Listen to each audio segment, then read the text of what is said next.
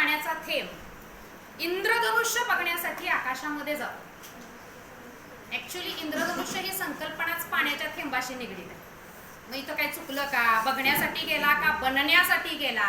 विचार प्रक्रिया सुरू होते. विज्ञानवाल्यांची सुरू झाली असेल बहुतेक, वाचताना चष्म्याचा नंबर बदलला का काय.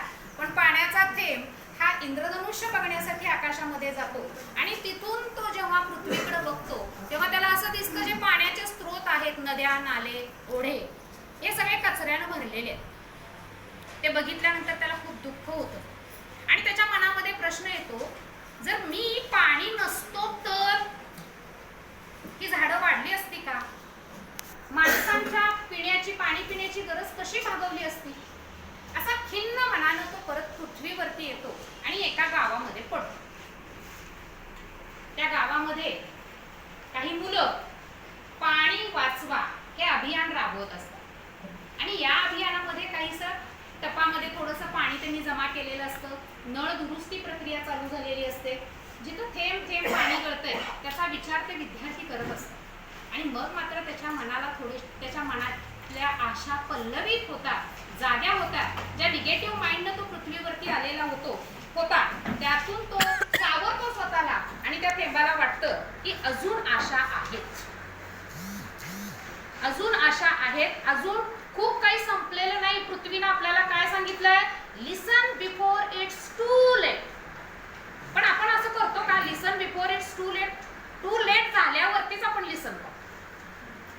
पण आपल्याला काय सांगितलंय बघा, की आता ह्या अडचणी आपल्याला पुढे आहेत. वॉटर क्रायसिस, खूप मोठं संकट आपल्या पुढचं आहे. आपण भूगोलामध्ये शिकवतो पिण्यायोग्य पाणी किती टक्के आहे, लोकसंख्या किती आहे. म्हणजे पाण्याचं महत्व पर्यावरणाशी निगडीत असणारा हा एक घटक ज्याच्यामधून आपल्याला कळतं की थेंब थेंब वाचवला तर जलाशयाची संपत्ती आपली वाढू शकते. आपल्या शाळेमध्ये असंच होतं. आपल्या चाव्या ज्या असतात, मुलं खूप गडबडीत असतात. ते मूल्य त्यांच्यामध्ये रुजवायला हवं. पाणी किती गरजेचं आहे हे आपल्याला त्यांना सांगावं लागेल. काही वेळेला ते आपल्याला स्वतःला देखील बंद करावे लागते. दुसरी एक छोटीशी गोष्ट आहे, झाडाचं बाळ. झाडाचं बाळ म्हणजे पीक. मग एकदा एक लहानशा बीजाला वाटतं मी इतका छोटासा आहे, मी काय करू शकतोय का, असा त्याच्या मनामध्ये प्रश्न येतो. आणि मग एक चिमणी त्याला म्हणते, तू एक दिवस मोठा होशील, तू एक दिवस मोठा होशील, खूप सावली देशील, पशु पक्ष्यांना आधार देशील आणि त्या जैवविविधतेचं रक्षण करण्यासाठी